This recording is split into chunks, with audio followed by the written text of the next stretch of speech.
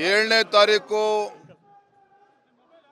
ಮೈಸೂರಿನಲ್ಲಿ ಪ್ರಾರಂಭ ಆಗಿರ್ತಕ್ಕಂಥ ನಮ್ಮ ಜನಾಕ್ರೋಶ ಯಾತ್ರೆ ಮೈಸೂರು, ಮಂಡ್ಯ, ಹಾಸನ, ಮಂಗಳೂರು, ಉಡುಪಿ, ಚಿಕ್ಕಮಗಳೂರು, ಕೊಡಗು, ಅದೇ ರೀತಿ ನೆನ್ನೆ ದಿನ ಉತ್ತರ ಕನ್ನಡ ಯಲ್ಲಾಪುರದಲ್ಲಿ ನಮ್ಮ ಜನಾಕ್ರೋಶ ಯಾತ್ರೆ ಭಾಳ ಯಶಸ್ವಿಯಾಗಿ ನಡ್ಕೊಂಡು ಬಂದಿದೆ. ಎಲ್ಲ ಜಿಲ್ಲೆಗಳಲ್ಲೂ ಕೂಡ ಒಂದು ಅಭೂತಪೂರ್ವವಾಗಿರ್ತಕ್ಕಂಥ ಒಂದು ಬೆಂಬಲ ನಮ್ಮ ಜನಾಕ್ರೋಶ ಯಾತ್ರೆಗೆ ಸಿಗ್ತಾ ಇದೆ. ಜನಸಾಮಾನ್ಯರು ಕೂಡ ರಾಜ್ಯದ ಕಾಂಗ್ರೆಸ್ ಸರ್ಕಾರದ ವಿರುದ್ಧ ಬೇಸತ್ತಿದ್ದಾರೆ. ಈ ಜನವಿರೋಧಿ ಕಾಂಗ್ರೆಸ್ ಸರ್ಕಾರದ ವಿರುದ್ಧ ಅನಿವಾರ್ಯವಾಗಿ ಬೀದಿಗಿಳ್ತಕ್ಕಂಥ ಒಂದು ವಾತಾವರಣ ಈಗಾಗಲೇ ನಿರ್ಮಾಣ ಆಗಿದೆ. ಯಾವ ಕಾಂಗ್ರೆಸ್ ಪಕ್ಷ ಚುನಾವಣೆ ಪೂರ್ವದಲ್ಲಿ ಅನೇಕ ಭರವಸೆಗಳನ್ನು ನೀಡಿ ಆದರೆ ಚುನಾವಣೆ ನಂತರದಲ್ಲಿ ಅಧಿಕಾರದ ಚುಕ್ಕಾಣಿ ಹಿಡಿದ ನಂತರದಲ್ಲಿ ನಾಡಿನ ಜನತೆಗೆ ಬೆಲೆ ಏರಿಕೆಯ ಒಂದು ಬರೆಯನ್ನು ಎಳೆದಿದ್ದಾರೆ. ಯಾವುದೇ ಒಂದು ಅಭಿವೃದ್ಧಿಗಳು ನಡೀತಾ ಇಲ್ಲ. ಮುಸಲ್ಮಾನರ ಒಂದು ಓಲೈಕೆ ರಾಜಕಾರಣ, ಮತ್ತೊಂದು ಕಡೆ ಪರಿಶಿಷ್ಟ ಜಾತಿ ಪರಿಶಿಷ್ಟ ಪಂಗಡಗಳ ಅಭಿವೃದ್ಧಿಗೆ ಮೀಸಲಿಟ್ಟಿರ್ತಕ್ಕಂಥ SCP, SPTSP ಹಣ ಸುಮಾರು 38,500 ಕೋಟಿ ಹಣ ಇವತ್ತು ಬೇರೆ ಕಡೆ ವರ್ಗಾವಣೆ ಆಗಿ ದುರುಪಯೋಗ ಆಗಿರ್ತಕ್ಕಂಥದ್ದು. ಇವೆಲ್ಲ ವಿಚಾರಗಳನ್ನು ನಾಡಿನ ಜನರ ಮುಂದೆ ಇಡ್ತಾ ಇದ್ದೇವೆ. ಈ ಕಾಂಗ್ರೆಸ್ ಸರ್ಕಾರದ ಜನವಿರೋಧಿ ನೀತಿಗಳನ್ನು ಜನರ ಮುಂದೆ ನಾವು ತೆರೆದಿಡ್ತಾ ಇದ್ದೇವೆ.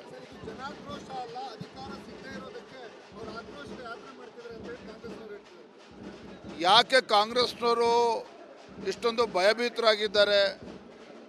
ನಾನು ಎಲ್ಲ ಕಡೆ ಒಂದು ಮಾತನ್ನು ಹೇಳ್ತಾ ಇದ್ದೇನೆ.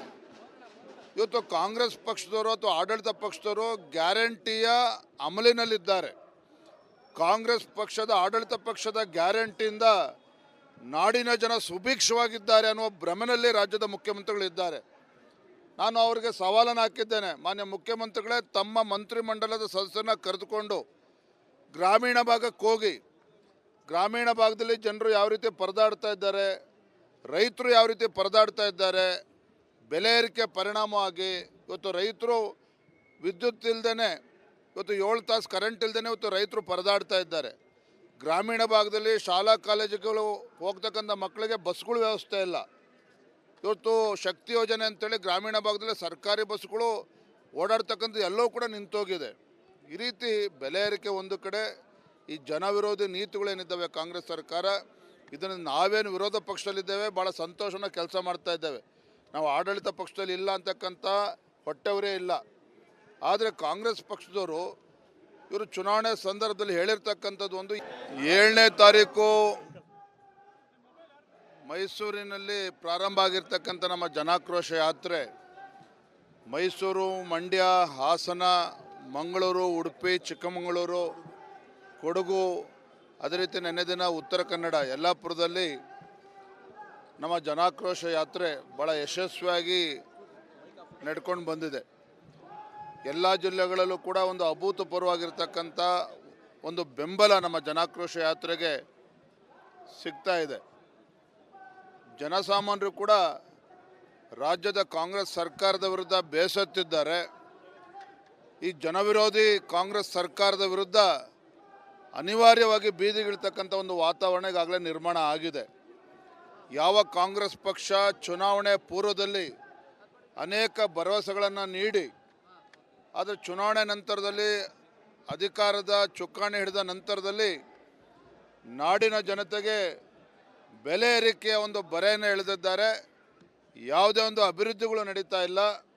ಮುಸಲ್ಮಾನರ ಒಂದು ಓಲೈಕೆ ರಾಜಕಾರಣ, ಮತ್ತೊಂದು ಕಡೆ ಪರಿಶಿಷ್ಟ ಜಾತಿ ಪರಿಶಿಷ್ಟ ಪಂಗಡಗಳ ಅಭಿವೃದ್ಧಿಗೆ ಮೀಸಲಿಟ್ಟಿರ್ತಕ್ಕಂಥ SCP, SPTSP ಹಣ ಸುಮಾರು 38,500 ಕೋಟಿ ಹಣ ಇವತ್ತು ಬೇರೆ ಕಡೆ ವರ್ಗಾವಣೆ ಆಗಿ ದುರುಪಯೋಗ ಆಗಿರ್ತಕ್ಕಂಥದ್ದು. ಇವೆಲ್ಲ ವಿಚಾರಗಳನ್ನು ನಾಡಿನ ಜನರ ಮುಂದೆ ಇಡ್ತಾ ಇದ್ದೇವೆ. ಈ ಕಾಂಗ್ರೆಸ್ ಸರ್ಕಾರದ ಜನವಿರೋಧಿ ನೀತಿಗಳನ್ನು ಜನರ ಮುಂದೆ ನಾವು ತೆರೆದಿಡ್ತಾ ಇದ್ದೇವೆ.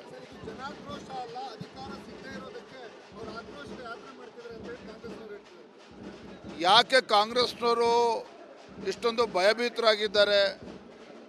ನಾನು ಎಲ್ಲ ಕಡೆ ಒಂದು ಮಾತನ್ನು ಹೇಳ್ತಾ ಇದ್ದೇನೆ. ಇವತ್ತು ಕಾಂಗ್ರೆಸ್ ಪಕ್ಷದವರು ಅಥವಾ ಆಡಳಿತ ಪಕ್ಷದವರು ಗ್ಯಾರಂಟಿಯ ಅಮಲಿನಲ್ಲಿದ್ದಾರೆ. ಕಾಂಗ್ರೆಸ್ ಪಕ್ಷದ ಆಡಳಿತ ಪಕ್ಷದ ಗ್ಯಾರಂಟಿಯಿಂದ ನಾಡಿನ ಜನ ಸುಭಿಕ್ಷವಾಗಿದ್ದಾರೆ ಅನ್ನುವ ಭ್ರಮೆಯಲ್ಲಿ ರಾಜ್ಯದ ಮುಖ್ಯಮಂತ್ರಿಗಳು ಇದ್ದಾರೆ.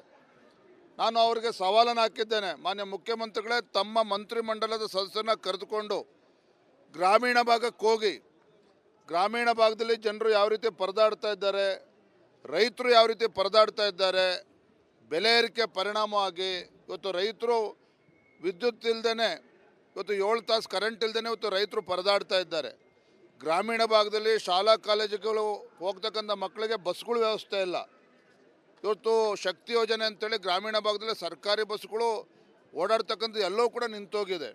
ಈ ರೀತಿ ಬೆಲೆ ಏರಿಕೆ ಒಂದು ಕಡೆ, ಈ ಜನವಿರೋಧಿ ನೀತಿಗಳೇನಿದ್ದಾವೆ ಕಾಂಗ್ರೆಸ್ ಸರ್ಕಾರ, ಇದನ್ನು ನಾವೇನು ವಿರೋಧ ಪಕ್ಷದಲ್ಲಿದ್ದೇವೆ, ಭಾಳ ಸಂತೋಷನ ಕೆಲಸ ಮಾಡ್ತಾ ಇದ್ದೇವೆ. ನಾವು ಆಡಳಿತ ಪಕ್ಷದಲ್ಲಿ ಇಲ್ಲ ಅಂತಕ್ಕಂಥ ಹೊಟ್ಟೆವರೇ ಇಲ್ಲ. ಆದರೆ ಕಾಂಗ್ರೆಸ್ ಪಕ್ಷದವರು ಇವರು ಚುನಾವಣೆ ಸಂದರ್ಭದಲ್ಲಿ ಹೇಳಿರ್ತಕ್ಕಂಥದ್ದು ಒಂದು, 7ನೇ ತಾರೀಕು ಮೈಸೂರಿನಲ್ಲಿ ಪ್ರಾರಂಭ ಆಗಿರ್ತಕ್ಕಂಥ ನಮ್ಮ ಜನಾಕ್ರೋಶ ಯಾತ್ರೆ ಮೈಸೂರು, ಮಂಡ್ಯ, ಹಾಸನ, ಮಂಗಳೂರು, ಉಡುಪಿ, ಚಿಕ್ಕಮಗಳೂರು, ಕೊಡಗು, ಅದೇ ರೀತಿ ನೆನ್ನೆ ದಿನ ಉತ್ತರ ಕನ್ನಡ ಯಲ್ಲಾಪುರದಲ್ಲಿ ನಮ್ಮ ಜನಾಕ್ರೋಶ ಯಾತ್ರೆ ಭಾಳ ಯಶಸ್ವಿಯಾಗಿ ನಡ್ಕೊಂಡು ಬಂದಿದೆ. ಎಲ್ಲ ಜಿಲ್ಲೆಗಳಲ್ಲೂ ಕೂಡ ಒಂದು ಅಭೂತಪೂರ್ವವಾಗಿರ್ತಕ್ಕಂಥ ಒಂದು ಬೆಂಬಲ ನಮ್ಮ ಜನಾಕ್ರೋಶ ಯಾತ್ರೆಗೆ ಸಿಗ್ತಾ ಇದೆ. ಜನಸಾಮಾನ್ಯರು ಕೂಡ ರಾಜ್ಯದ ಕಾಂಗ್ರೆಸ್ ಸರ್ಕಾರದ ವಿರುದ್ಧ ಬೇಸತ್ತಿದ್ದಾರೆ. ಈ ಜನವಿರೋಧಿ ಕಾಂಗ್ರೆಸ್ ಸರ್ಕಾರದ ವಿರುದ್ಧ ಅನಿವಾರ್ಯವಾಗಿ ಬೀದಿಗಿಳ್ತಕ್ಕಂಥ ಒಂದು ವಾತಾವರಣ ಈಗಾಗಲೇ ನಿರ್ಮಾಣ ಆಗಿದೆ. ಯಾವ ಕಾಂಗ್ರೆಸ್ ಪಕ್ಷ ಚುನಾವಣೆ ಪೂರ್ವದಲ್ಲಿ ಅನೇಕ ಭರವಸೆಗಳನ್ನು ನೀಡಿ, ಆದರೆ ಚುನಾವಣೆ ನಂತರದಲ್ಲಿ ಅಧಿಕಾರದ ಚುಕ್ಕಾಣಿ ಹಿಡಿದ ನಂತರದಲ್ಲಿ ನಾಡಿನ ಜನತೆಗೆ ಬೆಲೆ ಏರಿಕೆಯ ಒಂದು ಬರೆಯನ್ನು ಎಳೆದಿದ್ದಾರೆ. ಯಾವುದೇ ಒಂದು ಅಭಿವೃದ್ಧಿಗಳು ನಡೀತಾ ಇಲ್ಲ. ಮುಸಲ್ಮಾನರ ಒಂದು ಓಲೈಕೆ ರಾಜಕಾರಣ, ಮತ್ತೊಂದು ಕಡೆ ಪರಿಶಿಷ್ಟ ಜಾತಿ ಪರಿಶಿಷ್ಟ ಪಂಗಡಗಳ ಅಭಿವೃದ್ಧಿಗೆ ಮೀಸಲಿಟ್ಟಿರ್ತಕ್ಕಂಥ SCP, SP, TSP ಹಣ ಸುಮಾರು 38,500 ಕೋಟಿ ಹಣ ಇವತ್ತು ಬೇರೆ ಕಡೆ ವರ್ಗಾವಣೆ ಆಗಿ ದುರುಪಯೋಗ ಆಗಿರ್ತಕ್ಕಂಥದ್ದು.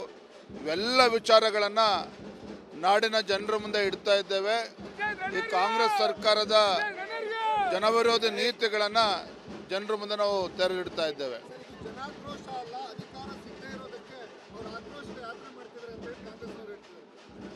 ಯಾಕೆ ಕಾಂಗ್ರೆಸ್ನವರು ಇಷ್ಟೊಂದು ಭಯಭೀತರಾಗಿದ್ದಾರೆ? ನಾನು ಎಲ್ಲ ಕಡೆ ಒಂದು ಮಾತನ್ನು ಹೇಳ್ತಾ ಇದ್ದೇನೆ. ಇವತ್ತು ಕಾಂಗ್ರೆಸ್ ಪಕ್ಷದವರು ಅಥವಾ ಆಡಳಿತ ಪಕ್ಷದವರು ಗ್ಯಾರಂಟಿಯ ಅಮಲಿನಲ್ಲಿದ್ದಾರೆ. ಕಾಂಗ್ರೆಸ್ ಪಕ್ಷದ ಆಡಳಿತ ಪಕ್ಷದ ಗ್ಯಾರಂಟಿಯಿಂದ ನಾಡಿನ ಜನ ಸುಭಿಕ್ಷವಾಗಿದ್ದಾರೆ ಅನ್ನುವ ಭ್ರಮೆಯಲ್ಲಿ ರಾಜ್ಯದ ಮುಖ್ಯಮಂತ್ರಿಗಳು ಇದ್ದಾರೆ. ನಾನು ಅವರಿಗೆ ಸವಾಲನ್ನು ಹಾಕಿದ್ದೇನೆ, ಮಾನ್ಯ ಮುಖ್ಯಮಂತ್ರಿಗಳೇ, ತಮ್ಮ ಮಂತ್ರಿಮಂಡಲದ ಸದಸ್ಯರನ್ನ ಕರೆದುಕೊಂಡು ಗ್ರಾಮೀಣ ಭಾಗಕ್ಕೆ ಹೋಗಿ, ಗ್ರಾಮೀಣ ಭಾಗದಲ್ಲಿ ಜನರು ಯಾವ ರೀತಿ ಪರದಾಡ್ತಾ ಇದ್ದಾರೆ, ರೈತರು ಯಾವ ರೀತಿ ಪರದಾಡ್ತಾ ಇದ್ದಾರೆ, ಬೆಲೆ ಏರಿಕೆ ಪರಿಣಾಮವಾಗಿ ಇವತ್ತು ರೈತರು ವಿದ್ಯುತ್ ಇಲ್ಲದೇ, ಇವತ್ತು 7 ತಾಸು ಕರೆಂಟ್ ಇಲ್ಲದೇ ಇವತ್ತು ರೈತರು ಪರದಾಡ್ತಾ ಇದ್ದಾರೆ. ಗ್ರಾಮೀಣ ಭಾಗದಲ್ಲಿ ಶಾಲಾ ಕಾಲೇಜುಗಳು ಹೋಗ್ತಕ್ಕಂಥ ಮಕ್ಕಳಿಗೆ ಬಸ್ಗಳ ವ್ಯವಸ್ಥೆ ಇಲ್ಲ. ಇವತ್ತು ಶಕ್ತಿ ಯೋಜನೆ ಅಂತೇಳಿ ಗ್ರಾಮೀಣ ಭಾಗದಲ್ಲಿ ಸರ್ಕಾರಿ ಬಸ್ಗಳು ಓಡಾಡ್ತಕ್ಕಂಥ ಎಲ್ಲವೂ ಕೂಡ ನಿಂತೋಗಿದೆ. ಈ ರೀತಿ ಬೆಲೆ ಏರಿಕೆ ಒಂದು ಕಡೆ, ಈ ಜನವಿರೋಧಿ ನೀತಿಗಳೇನಿದ್ದಾವೆ ಕಾಂಗ್ರೆಸ್ ಸರ್ಕಾರ, ಇದನ್ನು ನಾವೇನು ವಿರೋಧ ಪಕ್ಷದಲ್ಲಿದ್ದೇವೆ, ಭಾಳ ಸಂತೋಷನ ಕೆಲಸ ಮಾಡ್ತಾ ಇದ್ದೇವೆ. ನಾವು ಆಡಳಿತ ಪಕ್ಷದಲ್ಲಿ ಇಲ್ಲ ಅಂತಕ್ಕಂಥ ಹೊಟ್ಟೆವರೇ ಇಲ್ಲ. ಆದರೆ ಕಾಂಗ್ರೆಸ್ ಪಕ್ಷದವರು ಇವರು ಚುನಾವಣೆ ಸಂದರ್ಭದಲ್ಲಿ ಹೇಳಿರ್ತಕ್ಕಂಥದ್ದು ಒಂದು,